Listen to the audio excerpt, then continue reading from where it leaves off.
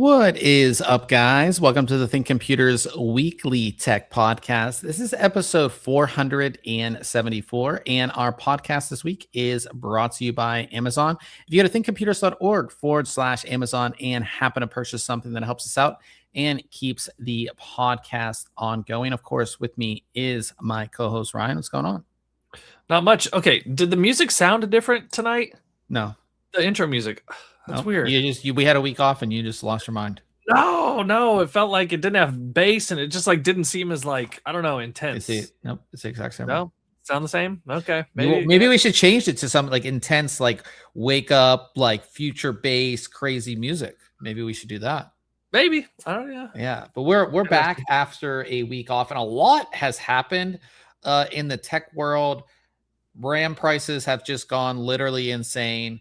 Companies are closing up shop, or companies are not making certain products anymore and just going all in on AI. We're going to talk about all that this week. We have two really great reviews. Plus, we'll talk about a 27-minute video I made on all of my cool travel tech. Perfect time to put that one out because we have, of course, the holidays and a bunch of other stuff. An old mouse that's being revived, which I love to see for its 20th anniversary. That means, Ryan, we are getting old. We're getting old, yeah. Yeah. And of course, it's December, it's holiday season as well. So we'll be talking about a bunch of cool stuff. So if you guys do want to follow along, we do have our full show notes page that is up, and it has everything that we're going to be talking about this week. So you can click through and get more information, or if you want to reference something later, it is all right there for you. So we'll go ahead and start out this week with reviews. And I took a look at a new case, but not so much a new case, from Fractal Design. It was their Epoch XL. So we already reviewed the normal Epoch, and it was a very small mid tower. And now we have the Epoch XL, which is a larger version of the case. But they have made a few improvements, and I think they took our advice on our initial review because we told them to do one thing and they added it to the XL version of the case. So the biggest change in this case is that it is slightly bigger. So at the top of the case, you'll actually be able to support a 360 millimeter radiator. Previously, that was, I believe, 240. And then in the front, instead of just 120 millimeter fans, you can now support up to 3 140 millimeter fans. And those actually do come with the case, which is really, really nice as well. And I have the white version of the case. It's also available in black. Like I said, just slightly bigger, but it's still like, I have it sitting right here. It's like, it's not necessarily a massive case by any means. And in the front, it's just going to be all this mesh panel. So you do have a pretty high airflow design. And then, of course, we have those fans that are in there. These are their ARGB fans. And the thing I really like about these is that they use a single connector. They snap together. So you just have just one connector that splits out into your power and your RGB. So you don't have multiple connectors to kind of mess with or anything like that. It just makes wiring really, really easy. There's a top of the case that I did mention that's also highly ventilated, which is really nice to see. And then they do have that fabric pull tab, which is like Fractal Design is known for now. That's how you remove that top panel. And then you can see at the top here, you do get that cooling mount, and again, can support up to a 360 millimeter radiator. So you can do a 360 in the front, 360 in the top if you wanted to. So that was one of the really big changes there. This case, just like a handful of their cases, has this sort of split panel design. So on the white version, you have an all clear tempered glass panel that goes about 90% of the way across. And then this front part just kind of goes together with this plain panel. And this is actually a panel that you can remove, but it does hide anything in the fronts here, which is kind of nice if you're going for aesthetics. The back is pretty plain here, pretty standard design, lots of ventilation. You can do a 120 millimeter fan in the back. Power supply mounts at the bottom. And they do have the hooks here, which you can use on the inside of the case or the outside of the case if you needed to route your cables around, and then down to the bottom, which I definitely like there as well. As we get into the case, one of the big changes that they made that we suggested when they initially put this case out is that now the motherboard tray does support back connect motherboards. So when the original Epoch came out earlier this year, it did not support back connect. You can see all the openings here. So we do have full support for back connect motherboards. So if you're doing Asus BTF or what's it, MSI Project Zero, you're good to go there, no issues. And you can see the big cable routing holes here as well, and then plenty at the top and the bottom there. So definitely like that. And you can see what it looks like when you remove that extra panel. Gives you access to the front here a lot easier and all of that. And you get a better look at the motherboard tray there. Pre-installed standoffs, which of course is like standard these days. Some companies still don't do it though, which is kind of weird. But Fractal, you have your standoffs there. You have essentially a full length power supply cover. It is cut in the front here. That just gives you room if you were going to do a radiator in the front. It just gives you that extra space that you need. You can also see cable routing holes there as well. And then, pretty standard thumb screws on our expansion slots and everything like that. Moving around the back, another big change that they made is on the Epoch, they had a single storage mount right here. And the single storage mount would support 2 hard drives, but because we have all the openings here, they had to move the storage over here. And as you can see now, we do have 2 of these storage mounts. So we have 2 separate storage mounts. They're going to support SSD. So you have one here and one here. Single thumb screw, so they're easy to remove. And they've also added all of these Velcro straps. So there's a ton of these. And these sit on these like little circular things, so you can easily move them, which is nice. So I really like that. Just made wiring everything up a lot easier. And then finally at the bottom, you have these metal hard drive trays. These are also removable, and you can move them closer to the power supply to make actual room for, if you were doing a radiator in the front of the case, you can do that there as well. So definitely like that, which is really nice there too. And again, out of the box with these trays plus the SSD trays, you can actually support 4 hard drives out of the box, which is definitely nice there as well. So really like that. Hey, let me pause you for 2 seconds. We got a bunch of people in chat. I just want to make sure that they know we're seeing them. So we had someone giving us peace. I'm so bad at looking at the chat. Yeah. And then someone is asking, what's the topic? Case review. So I let them know, yep, current case review. We got another review coming up, and then a lot of industry news. So stick around and hang out. Just getting started. Just getting started here. And this has been I've been talking about review products.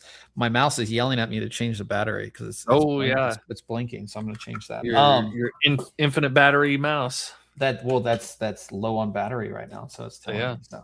But that's what's nice about this is I can take the battery out and it still works. It stays on. Yeah, that's cool. I can just swap it. But in any case, you have a bunch of hard drive support here as well. And not 4 hard drives, 6 hard drives, because the trays here, they actually support both a 3.5 inch and a 2.5 inch, which is really nice because a lot of some cases will only have 2 hard drive trays. This has 4 with being able to support up to 6 hard drives.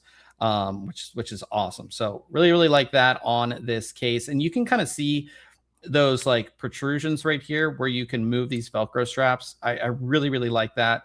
And they're all pre-installed too, which just makes things a lot easier. Some cases they don't come pre-installed. So we have that there. When it comes to installation, I really didn't run into any issues. This case is super easy to build in.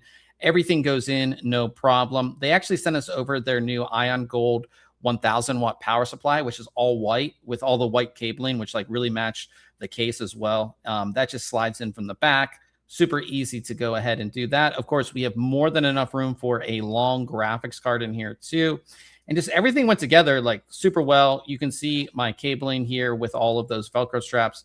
Just makes things very, very easy. You can hide so much stuff at the bottom here like I did too, but really easy to build in this. No issues. Here's the final build. Super, super clean, as you can see.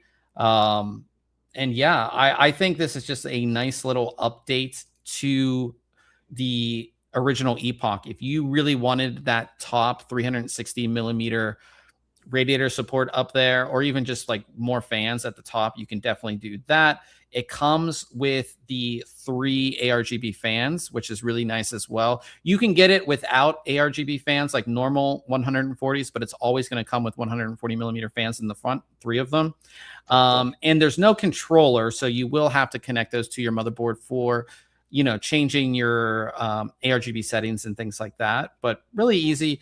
Like I said, I think it's just a solid case. If you're looking for a solid mid tower, you really can't complain, especially when it comes to price too. So it's $149.99 for the RGB version, and then the non-RGB version that just comes with 3, you know, normal fans, that's going to be $129.99. So good pricing. I give it a 10 out of 10. Like there's nothing, I can't find anything that I didn't like about this case. Yeah. It's not cheaply made. It gives you all the cooling that you want. It's essentially good to go out of the box because it does come with those 3 included fans. Support for back connect motherboards. That was the issue that I had with the original case. So it's a great case. And if you're doing a build, it's a great mid tower. It's going to look good. It's going to look clean. So check the review out for sure. And we will have a video on that coming up as well. So stay tuned for that. And talking about that, before we jump to the next review, we're giving one of these away. So we're giving even better. Yeah. So we're giving away one of the cases. Not the one we reviewed. You'll get a brand new case from Fractal Design. And yeah, so it's running right now, 15 days left. So I believe it ends on Christmas. So yeah, get your entry in. Just like all of our contests, if you're not familiar with them, we run them all through Gleam. You just sign up for an email newsletter, and then there's 21 different ways to enter on this one. So definitely get your entry in. And we also, what's it called? We also will have another contest here coming soon. So stay tuned for that. But get your entry in on this. Yeah, it's Canada and US only though. So if you're not in Canada, US, we'll have another contest for you guys to get into as well. So yeah, so cool. Yeah, awesome case. So if you win that, you know, it's a really good case. But moving on to our second review, I took a look at a kit from Crucial. This is their new Pro Overclocking Edition DDR5 6400. It has really tight timings. It's CL32. This is a 32 gig kit. You can see they sent me both their black version and their white version, but you can just get it in black or white. They've updated the heat spreader. That's kind of the new thing. The new thing on this kit, because they have a bunch of kits and it's kind of confusing, to be honest, with their kits. The big thing with this kit is there is a new heat spreader. And this heat spreader, I actually kind of like it. You wouldn't really think this. I like the white better than the black. It looks like, yeah, the white looks sort of like a winter camo almost. Yeah. It looks pretty cool. So, like I said, I really like that. The previous version, I would say, which is the same memory, they were just like matte white and matte black. So this gives it a more gamer-esque look. And I was actually really excited because they also made it a 2-piece design. So you can see this piece right here, Ryan. Mm-hmm. So it's 2 pieces. So like this piece right at the top is actually plastic, where this one is metal. So I was thinking, like, okay, they made a 2-piece design. So like maybe we'll finally get, you know, some RGB memory, but I don't think we will, given the story. Another story coming up. Yeah, we'll talk about when we get to the news. But yeah, I really like the design of these. I think it's a nice little upgrade over the previous versions. And on the top of the heat spreader, it does say Crucial Pro. That is that plastic piece right there. Looks really good. Like, they're pretty solid memory, and they're very tight timings. Again, CL32 for DDR5 at 6400 is pretty good. No real issues when it came to testing. Everything was really good on these. The issue that I have, though, is like it's incredibly confusing. Like, there's only one kit naming and everything. Yeah. Well, there's a bunch that are called Pro Overclocking, and one, these aren't like super high time to be Pro Overclocking. You know what I mean? Like, right. You can buy 8200 megahertz memory right now, but you don't even have to just straight out of the box. So, and when I did try to overclock this, I wasn't getting much out of it. You know what I mean? So that's really confusing. And like, let's go back and we'll go to even like the Crucial website on these, and like, it's just so confusing. because this is the only kit that has this new heat spreader. Okay, so here's a kit. This is a kit that has the new heat spreader, as you can see. Okay.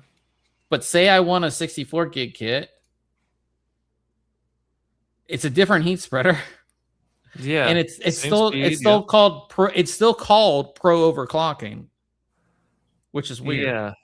And then if I want like a 48 gig kit, it's completely different. It's a different heat spreader overall. And now it's only pro. Like it's. Can you choose pro overclocking though? Not for a 48 gig kit. Not for 48 gig. So it's like typically when brands come out with memory, what they do is they have one design and then everything under that umbrella as far as capacity and speed is that design. Like we all know like the G-Skill Trident Z RGB. Everybody knows what that looks like because that's you know what I mean? Like that's it should be the same across this product line. So I feel like it's very confusing.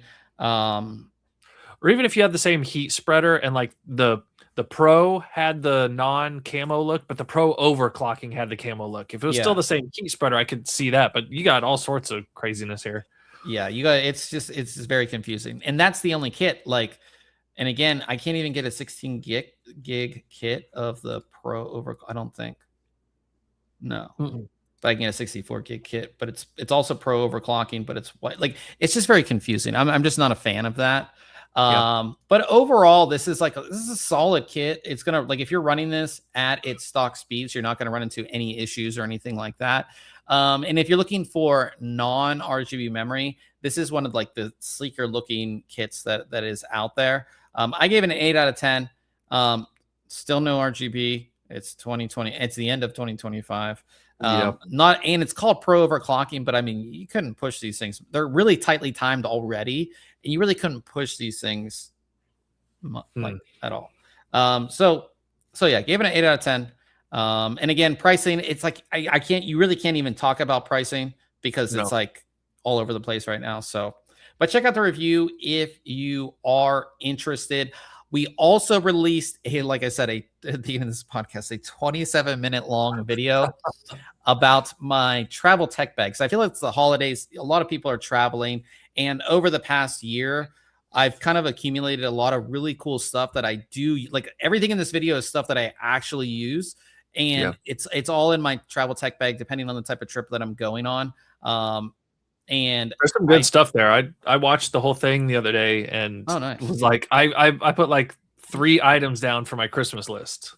Oh, really? What were the items? The bag. Okay. I'm trying to get a new backpack of some sort, so I'm kind of narrowed it down to that one and another. And then your little EDC flashlight. That is really nice. That's a really nice little flashlight. What else was in there that I saw? I wrote them down. But yeah, no, a lot of great items. Like you said, they're all things that you've like actually used. It's not just review products that you put into a bag. Yeah. So it's like I go over the bag. I go over my laptop. Like, I use a laptop and a tablet, especially when I'm traveling like on a plane. Always bring a tablet. I use a pair of over-the-ear headphones when I'm on the plane, but I also have earbuds that I really enjoy. Went over a bunch of different chargers for different uses. Chargers that, like, high-capacity chargers that you can take on the plane that will totally charge your laptop. Nice little wireless charger as well if you're just charging your phone.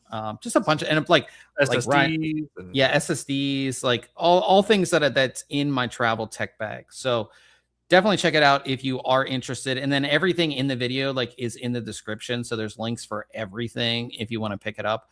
But yeah, it was fun making a 27. That's like one of the longest videos we've done in a while. Yeah. But yeah, it was definitely a fun video to make. And I like, all my friends always ask me like, hey, like, what's a good charger? Hey, like, what's a good cable? I went over cables in that as well, like charging cables and things like that too. So yeah, Albert in the chat says you definitely pack that bag. Yeah, I mean, and the thing is, it's not like I've like traveled with like a much more packed bag than that, but because like laptops are so small now, and like even like chargers are just so small. It's not as packed as you would think it would be, if that makes sense. So yeah, definitely check that out. We'll move on to Case Mod Friday, and that's where we of course feature a builder mod that's been completed in the community. And Ryan, you might like this one. This is a battle bus. So if you're familiar with Fortnite, which I'm sure most of you guys are, this is themed exactly like the battle bus from Fortnite, but there's a whole PC inside of here, which is really cool.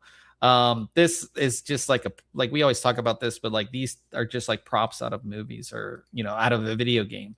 It looks super Attention cool. to detail here is kind of wild. Yeah. You can see the graphics card in the back there, water cooled as well. So this is fully water cooled. You can see the PC, which is in there, which is kind of crazy to get that whole thing in there too. Graphics card at the back. What do you think about this one, Ryan? It's big. I mean, I'm glad they showed this picture because it's big. This thing is huge. Well, yeah, you got to fit a whole PC in there. Yeah, so. No, it's neat. It's cool. It feels a little. I have not kept up with Fortnite like at all. Like I don't. I've been seeing a lot of commercials for it. Like there's like on YouTube, there's a bunch of commercials for it. Interesting. Yeah. So I don't know. Like this feels very OG Fortnite to me. Okay. Right, the OG battle bus, because the bus has gone through iterations, and sometimes it's different depending on the season and everything. So yeah, no, it's pretty cool though. Yeah, I think this is pretty cool. So yeah, this is by C Zaga. We featured a few of his builds before, so shout out to him for this. Really cool. And like I said, if you're interested, definitely check that out. And we talked about the contest, so we'll move into news. And before we get to AI destroying the PC industry, I did want to say that talking about contests, if you haven't seen the NVIDIA contest, they're giving away an RTX 5090, which is definitely a hot commodity these days. But it's an Arc Raiders themed RTX 5090. Like it looks pretty cool. So we have all the information on the page and how you can enter the contest and all of that. But a great little holiday giveaway there from NVIDIA. So pretty awesome there. Now let's talk about AI destroying the PC industry. Sad. So we all knew, well, just like in general, with the demand for data center and everything like that, there's a massive demand on NAND or DRAM. That's why, if you're a PC builder right now, that's why memory is so expensive. So if you are doing a new build, memory is costing as much as a graphics card in a lot of cases, which is pretty crazy. So that's like kind of crappy already. So you already have that. And because NAND is in such high demand, it's going to be more expensive for graphics card makers. So our first story here is AMD is set to increase GPU prices by $20 to $40. So you're going to see increased prices on graphics cards. And this is just AMD. So you would think NVIDIA would be mirroring this eventually as well as their costs increase.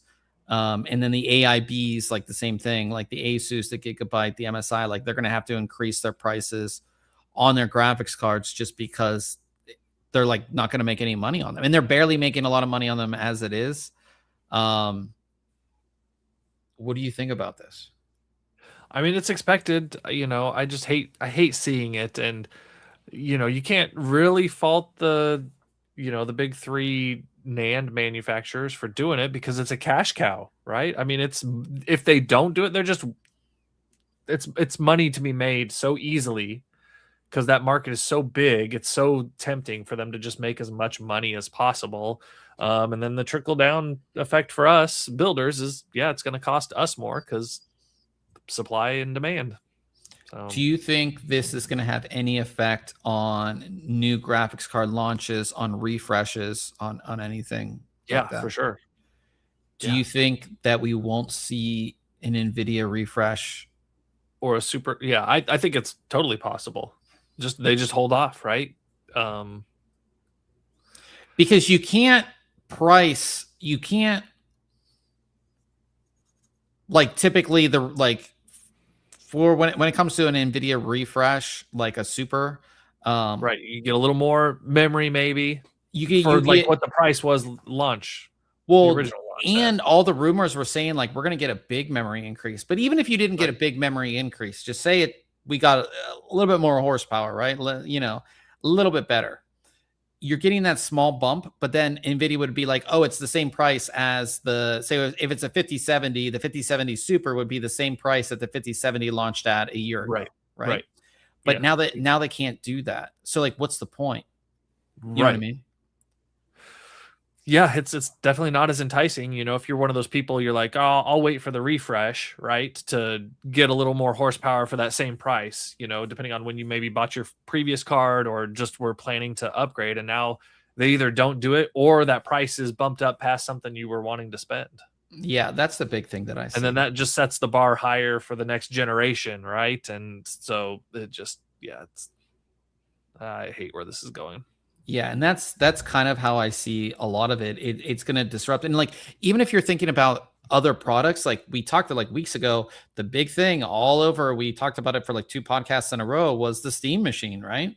That Steam machine is going to have an aggressive price to compete with just normal PC builders out there, or even pre-builts or anything, right? And now that you have such a massive increase in cost, and that thing is supposed to launch in what, Q1, like in January? So Pretty like, soon, yeah. How do you figure that in? Are they going to eat the cost? Like it can't, that thing can't be overpriced. No. So there's a lot of variables here, and like those are the big things that I see. Like Steam machine pricing, it's going to be interesting, and then how is this going to affect GPU specific launches? And how long is this going to last? Like, how long do you think this will last? I saw some stories, lasting into like, I don't remember exactly what it was, but 2027 was the the first time they were expecting any sort of let up in this. It's going to be a rough time. The secondhand market's going to be so good. Yeah. You know what I mean? Well, and then like, not necessarily related to GPU, but like just desktop memory, right? Like what does DDR4 look like right now? I haven't priced DDR4. Has it started to like come up in price a little because people are maybe bumping up, if they had 16 gigs, maybe they're finding another 16 gig kit to bump up to 32 or just replacing it, and those are going to start running out because I don't know. Yeah, Albert in the chat said he really lucked out upgrading my laptop memory last year. Yeah, I mean, we've seen that so many times where like people, one of our regulars, old man, he bought a pre-built that had a was that 3080? Yeah, 3080 when we had the big chip shortage. Like, yeah, I know a lot of people who like built a computer like a couple months ago, and they're so happy that they did, because just that increase. And again, when you're like when you're a builder or somebody even like, building your first PC, and you have a set price of maybe like $2,000, and then the price of memory doubles, that like just messes your whole thing up. Yeah. You know what I mean? So that's the kind of what's going on with AI in the PC industry, but it's making pretty profound changes to companies as well. And we talked about that crucial memory, right? Yep. Crucial, their consumer memory. They make SSDs, they make, DDR4, DDR5. It looks like they are just going to stop doing that altogether. So Micron, who is a big NAND maker, they make all the NAND that's on the crucial. It's the same company. They are discontinuing completely the Crucial brand for consumer products. So no more Crucial memory. So no more little portable SSDs, which like the Crucial ones are actually my favorite. No more normal 2.5-inch SSDs, which again, a lot of people buy the Crucial ones because they're very affordable. MX and BX series were so good back in the day with SATA SSDs. I mean, they're still good. Yeah. I mean, this makes sense because the AI data center customers, one, there's so many more, and like there's so much more money there. Yeah. And Crucial and Micron in general it like all the Crucial products use Micron NAND. So they're like, okay, why are we making these products? Like we can just sell all this for high prices too. Right. And they don't have to worry about, and then you add on like the little things like marketing and packaging and all of that comes with a retail product that like you just don't have to worry about or deal with a industrial, So I might have 2 of the last I know memory kits ever made from Crucial. Yeah. And like I have both of the SSDs, this one, and I have the previous one as well. Yeah, I have the Pro as well. Well, and you talked about them in your bag video. Yeah. It's kind of sad. And honestly, I haven't been the biggest fan of Crucial products when it comes to like enthusiast grade products. Just like even that memory, like it's not like a pro overclocking type memory. Ever since Crucial got rid of the ballistics line, they've essentially gone downhill. And people don't know, and this is kind of sad, but like Crucial was the first company to put LEDs on memory. I was gonna say that. I was like, it's sad because they were the innovator first. Yeah, like all this RGB memory that floods, like Crucial was the first company to do it with the ballistics line. And as a builder back then, the ballistics line was like, that's what you wanted in your system. Yep. You know what I mean? Oh man. We'll wait to the end of the podcast. But it doesn't mean they can't come back at some point. We have seen that too. We have seen brands, do that. I just don't think there's enough. I don't feel like there's anybody at Crucial or Micron that like has that enthusiast thing where it's like, okay, like we're still gonna do this because like we have people. It's in our DNA, right? Yeah. That's the thing that I think is missing. But it's kind of sad. Like I said, it's kind of cool to like think that I reviewed the last Crucial memory kit ever made, last Crucial DDR kit. So pretty interesting. I think that's kind of what's going on as far as like AI. It's just making everything more expensive for the end user, which is the worst thing, right? A lot of the other stuff I wouldn't say matters as much, but just making things more expensive for the end user.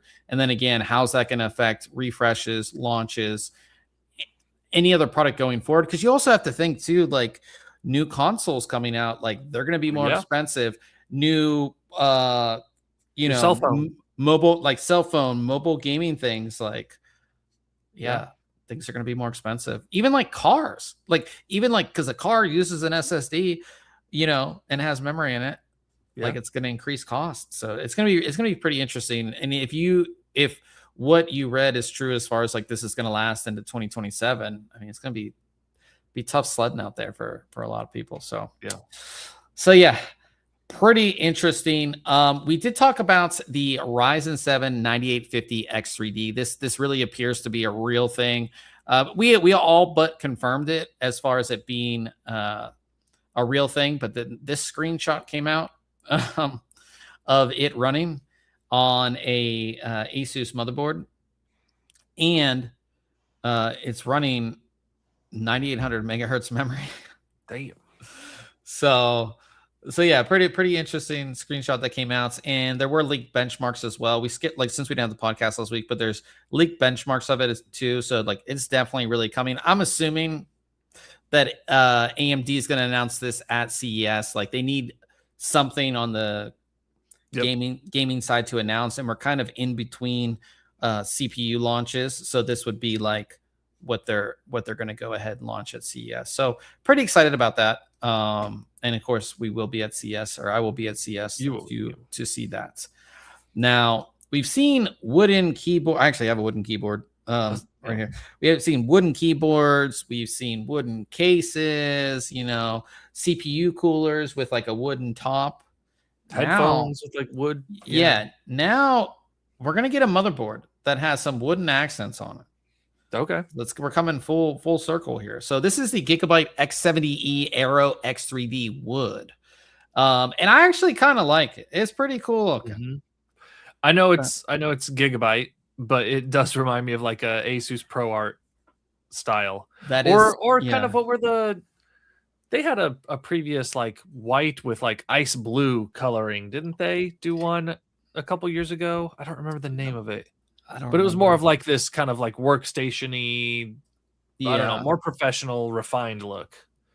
And it looks like they're going for that like Swedish design, much like Fractal design, because like see these little tabs right little here, tabs there. and I don't know if those are like fabric, or I assume they're like I don't know what they are because this is just a render, but I kind of like it. I would say not for me, not enough wood. Like you're getting the wood accent here and here, but like I want all of these to have like a wood top on them. Yeah, but you got to think like they're functional heat dissipating, like you don't want to cover up that heat sink with wood. I would. And all right. But no, I think this is really cool, and it's like if you are like this motherboard would look great in like a Fractal design case. Mm-hmm. You know what I mean? Yeah, I agree. Yeah, I like it. Yeah, pretty, like I said, pretty solid looking board overall too, all white. And again, the white's going to go with the nice wood accent there. So yeah, definitely like that. Yeah. I don't know if we have pricing. No pricing on this, but probably be a little bit more expensive than the normal X870 Aero. So yeah, pretty cool. Definitely a fan of like brands trying some new different things, right? Mm-hmm. Talking about that, we saw at CES, it was last year, right? The rollable. Was that last year? I don't know. I think so. Yeah. But Lenovo, and they did come out with it. They did come out with the laptop that was a rollable screen. So you would have a normal screen, and then you hit a button on the keyboard, and then the screen would get longer this way, up and down, which is like great for productivity, especially if you're like a coder or something like that. Now they're bringing it to gamers. The biggest thing with like gaming on a laptop, specifically like one that is semi-portable, is like you're kind of stuck. It's still a 16 by 10 screen most of the time, but like it's kind of small.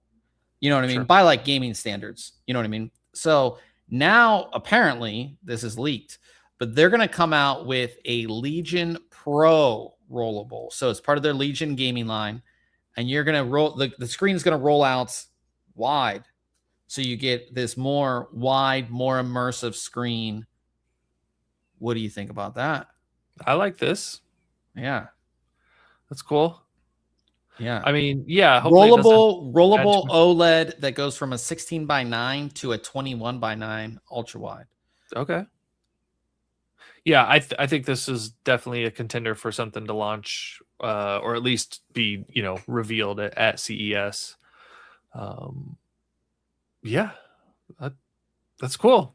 I think it's pretty cool.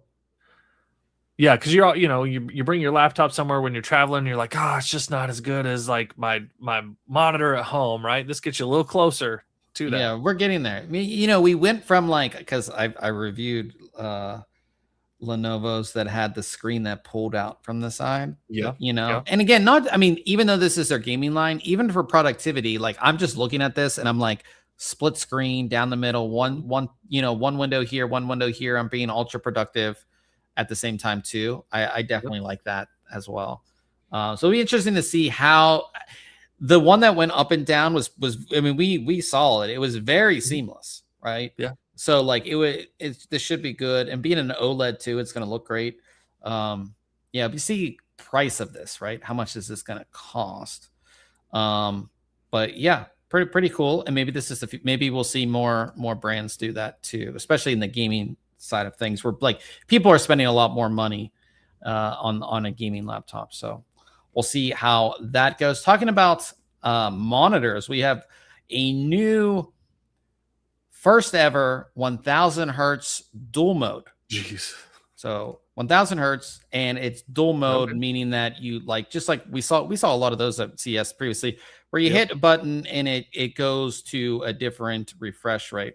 So it's a 1440p display that has a 500 hertz refresh rate. You press a button, it goes all the way down to 720p, but it gives you 1000 hertz refresh rate.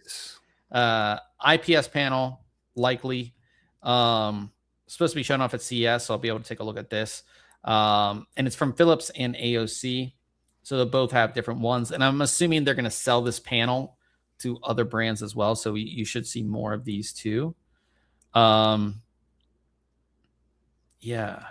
Like that's 1,000 yeah, I hertz. mean, you want that fast reflexes and refresh rate for your CS We always Go. say this, like as this gets higher and it's continually When do over we the hit years, yeah.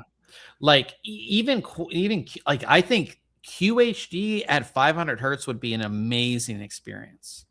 Because QHD I think is sort of like, because like 4K you run into a lot of issues even with like a 5080 and a 5090, like you still run into some issues running 4K gaming. But like quad HD, you know, like a QHD display, like 1440p I think is like just so, like if you have a newer graphics card, I think 1440p is like just looks so good. Yeah. But then that's already at 500 hertz. Like I feel like that's such a great experience. 500s, yeah. Like you do need, but like apparently, like, well, I'll go to the demo. I'll see the demo. I'll be like, oh, yep, need 1,000 hertz. I need. Yeah, it'll be interesting. So pretty cool to see that. I'll be excited to see that at CES in it's 27-inch, right? Yes, I believe. Yeah, so I mean, 720 at 27 inches gets I'm thinking that it might get a little grainy looking, you know? Yeah, just they're 27. You're losing some detail there, I think. Yeah, but you got to get that, like, you know, super fast. I don't know. That edge, though, yeah. Yeah, we'll see. Corsair finally released their Frame 4000D LCD RS ARGB. So this was a prototype when I saw it. Essentially, it is their Frame 4000D case where the side panel has an integrated Xeon Edge LCD. So the Xeon Edge has been out for a little bit. That's like their desktop sort of LCD display. You can mount it in like a 360 mount on your case, but they have come out with a case now that has it integrated. So it's just going to be here with sort of like the split panel. So you still get to be able to see your build, but the bottom half will be covered up by this. Now, if you already had a 4000 and you wanted to add this, they're actually selling the panel as well. So you can go ahead and do that. So it has a place for it, which is pretty cool. So I definitely like that as well. Yeah, it's just a nice little integration there. And of course, a lot more of these types of things. Yeah, and like I said, I saw this. There was a prototype at the time, and it just and this is a good LCD too. Even if you don't want it for the case, like having that, like I want one to like sit here just out front. Yep. And what's nice is like it's not a lot of previous Corsair products or like Elgato products where like you have to run their software to make it work. Like you can just connect this via HDMI and display. Yep. Yes, just display. But you can also run their software and have like widgets and do all that if you want to. You don't have to, which is pretty cool as well. So pretty cool to see that. And then moving on to a mouse that was one of the first like really true gaming mice. It was different from like kind of what was out there at the time. And it's being revived for its 20th anniversary. So the Razer Boomslang is coming back. And if you're not familiar with this mouse, if you're young or you don't remember it, it's very distinctive because it has like these like massive, like it's like it gets wider towards the front, which was again kind of revolutionary for the time. This is going to be a special edition of it. As you can see, it's going to have like this leather. Are those leather? Buttons. Yeah, leather sort of buttons. Of course, it's going to be wireless now. This like green see-through, which I think looks awesome. I mean, like these pictures, like yeah, it's going to be pretty cool. There's only going to be 1,337 units available. Okay. Which is but yeah, this thing looks awesome. I don't know. I never used a Boomslang. I used a Boomslang. It is different, but it was so different because it was like, again, this was like back when like the most popular gaming mouse was like the Microsoft Explorer, like the Microsoft whatever one. IntelliMouse or yeah. So like this was just completely different style and all of that, and they're bringing it back. I just like low profile, wide, like it just looks awesome. So yeah, 45,000 DPI sensor, 8,000 hertz pulling rate. I like that we're getting into the time where like we can get 20th anniversaries of like pretty iconic gaming products now. Yeah. So yeah, pretty cool. I don't know if you have to, if there's like a pre-order. Let me see.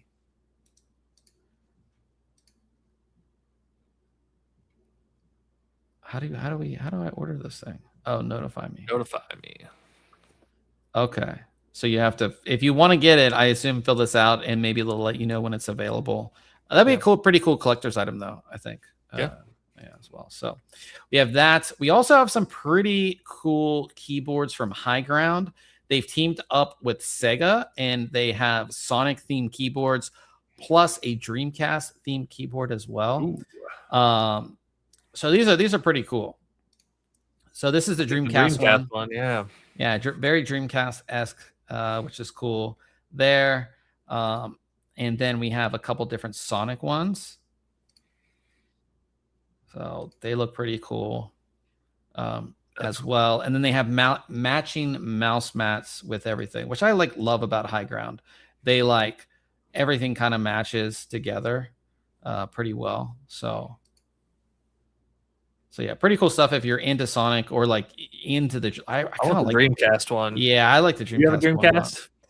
I did not. My buddy Jason did, and we would play. I'd go over his house and we played that thing so much. I know. So I have two of them actually, and you could insert a boot disc and then play copied games on it. So we had just a I remember library. I believe my buddy Jason did that as well. We were, Dreamcast was revolutionary for the time too. Yeah.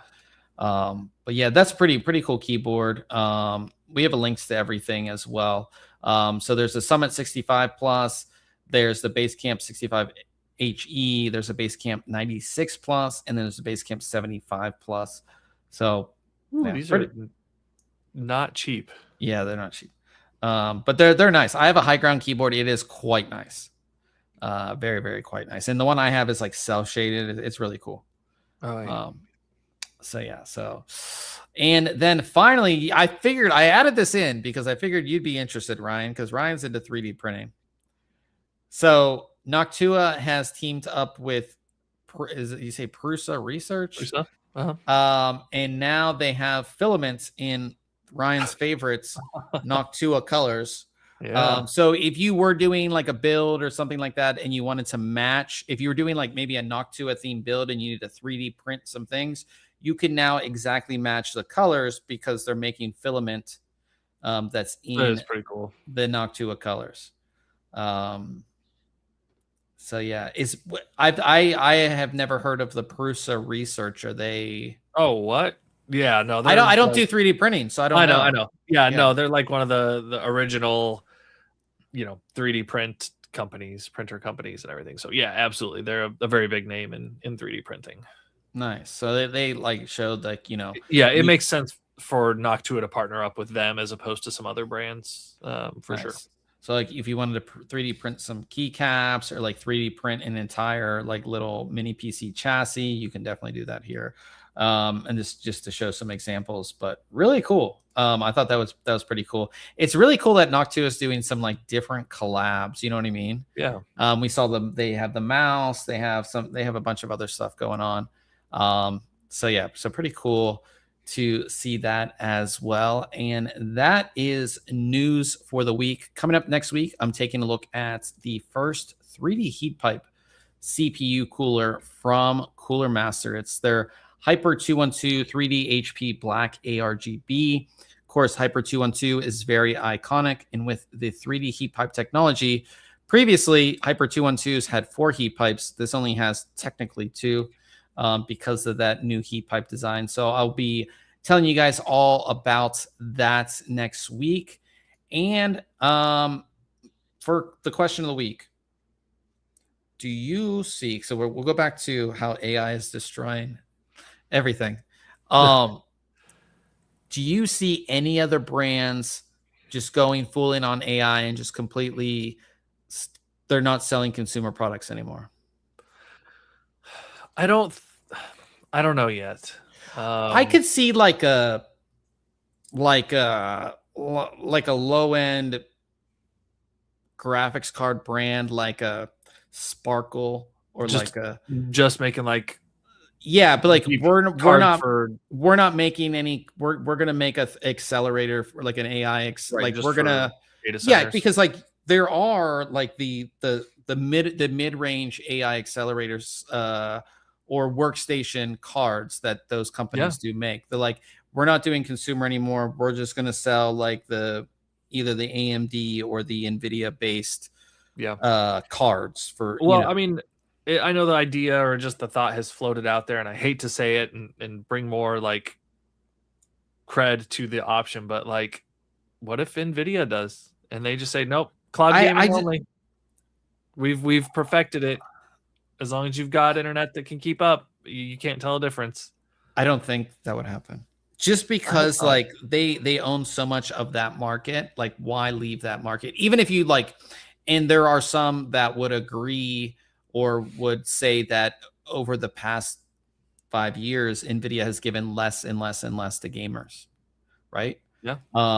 So, you know, I don't see them leaving the PC market to just do all AI. You know what I mean? I just feel like that would just leave such a big hole. And like, AMD is going to come in there and like Intel's right. I don't know. Just thought off the top of my head though, no, like you said, kind of some of these smaller companies that maybe struggle on the one part, but know that they can offer a product or build a product that has a higher profit margin. And a lot of people don't know there are a lot of companies that are well-known companies that do have a big enterprise side of that. Master, I mean, right? well, Cooler Master is a massive one that people don't know about, but I'm just like, even like Inwin makes enterprise server racks and things like that.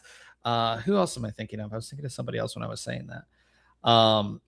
Like I mean, ASRock makes enterprise stuff. Gigabyte a lot of times shows off their submerged. Yeah, they have a whole thing, and that's like such a bigger business than their consumer business too.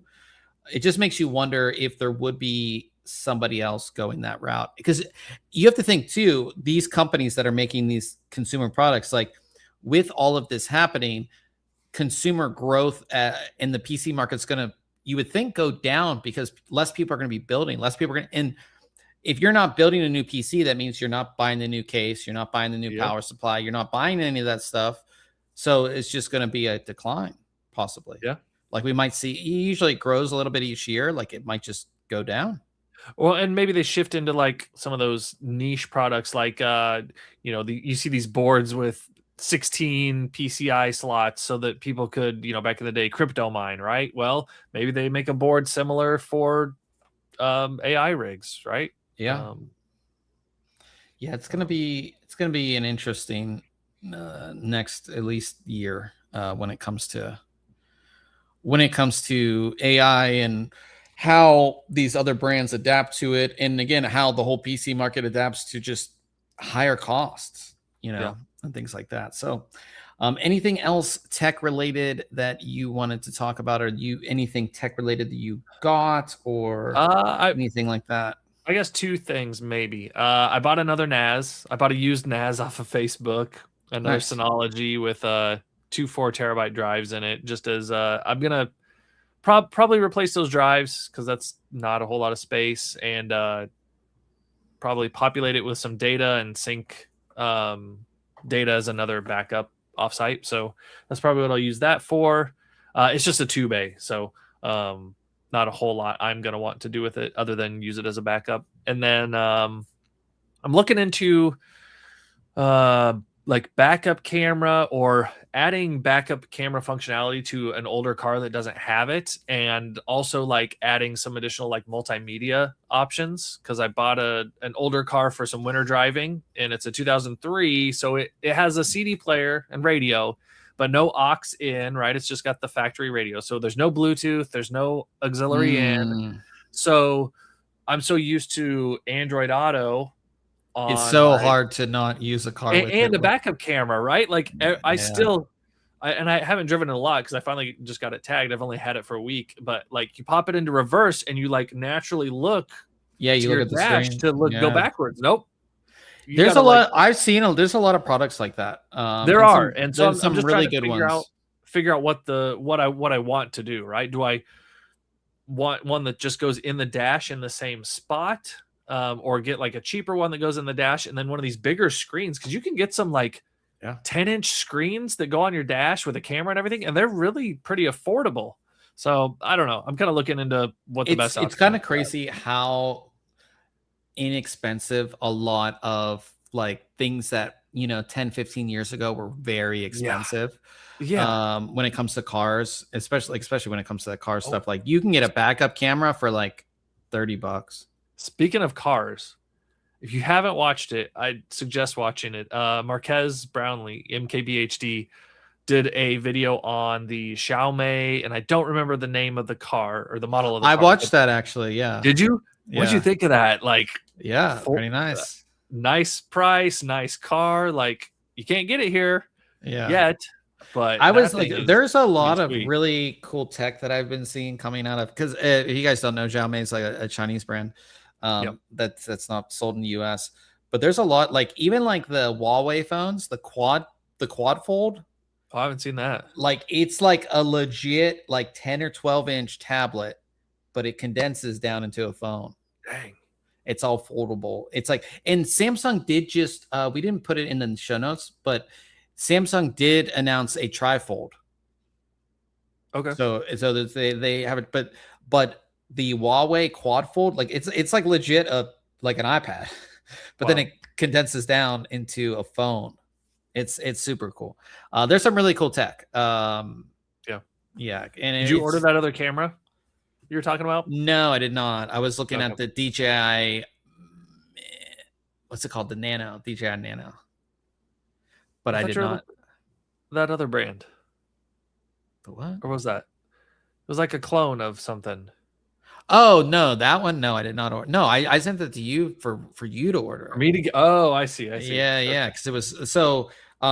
With the ban, the possible ban of DJI products, they essentially have made a sister brand called Extra XTRA, and they've released the exact same products. So like this, I love this thing. The DJI, what's this thing called? The Pocket 3, the Osmo Pocket 3, right? This is like so hard to find, and it's like $700. But they made one that it's called, like, again, same brand, same everything, same menu. It's just called Extra XTRA, and they have a pocket. They have essentially it's called the Extra Muse, and with all the Black Friday sales on TikTok, that's where they're selling it. It's the same thing.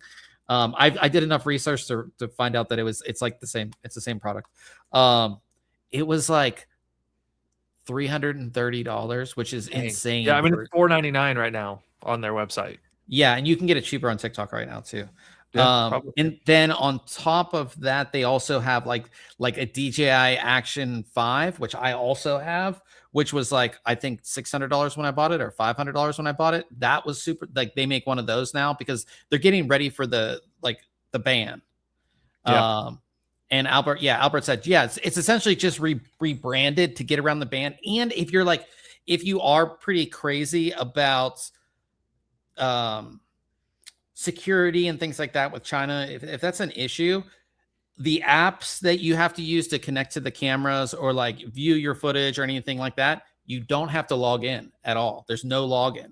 So that's how they're getting around all of that. Because like with the DJI apps, you have to create an account and all that. All the apps for the extra products, you don't have to log in either. You just open the app and connect and do what you need to do. Cool. So yeah, so it's the same brand. It'd be interesting to see if I haven't looked at that extra brand. Do they have drones too? No, it didn't look like it. They just had Okay. like the Because that's the pocket and then like some of the action camera and a yeah 360 camera. yeah. So that's the thing. Like if DJI does get banned, like they're gonna have to come up with like a a drone company too. So Yeah. it's pretty interesting to see that. I almost thought about picking that up because I love this and I like I use this especially when it comes to like CES and other things, and like Yeah. because it has the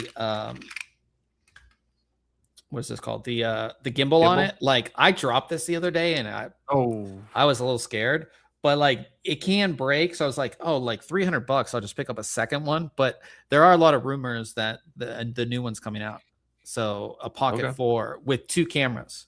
Oh, really? Yeah, it looks Why? you can, if you just Google it, you can look at Like, why would you have 2 cameras though?